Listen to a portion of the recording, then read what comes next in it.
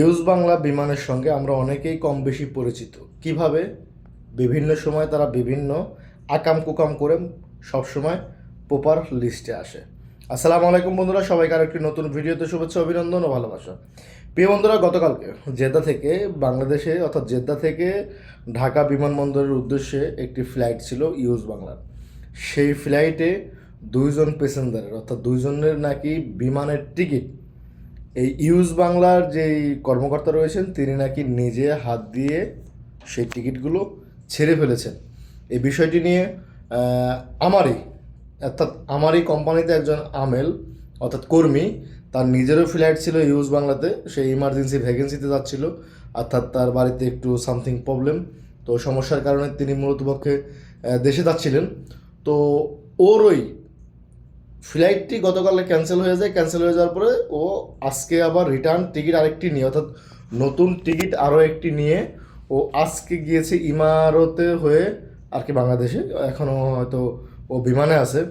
তো আমার কথা হচ্ছে যে যাত্রী যদি ভুল করে থাকে, যাত্রীর মাল বেশি থাকে, ও যতটুকু বললো ওর নাকি 5 কেজি মাল বেশি ছিল, সেটি ছাড়ানোর জন্য ও অনেককেই বলছিল যে ভাই আমার মালটা বেশি, আপনি কি আমার ভ্যাগটা নিতে পারবেন কি না, এই সেই।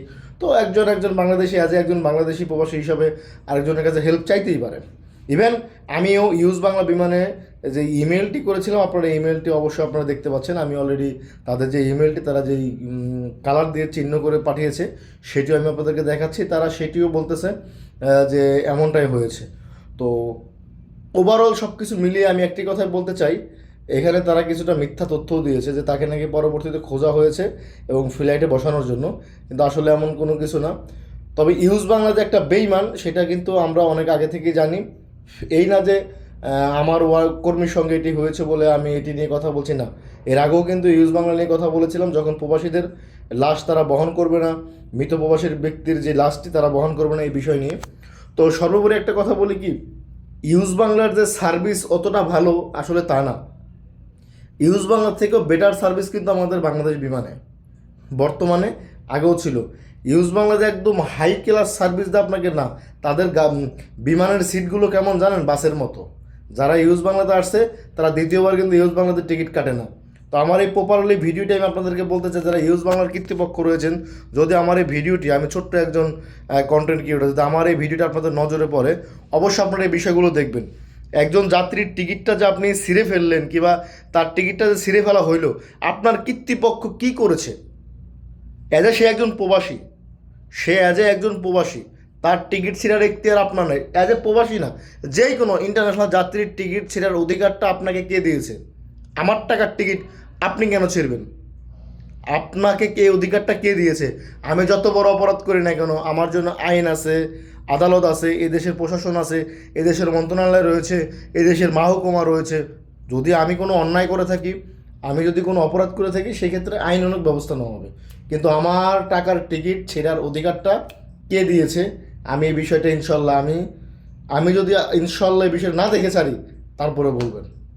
আর আপনি কোন জায়গার কোন কর্মকর্তা, কোন ক্ষেতের মূলার বীজ সহ ইনশাল্লাহ আমি বের করে ছেড়ে দিব, যদি আল্লাহ পাক আমাকে বাঁচিয়ে রাখেন।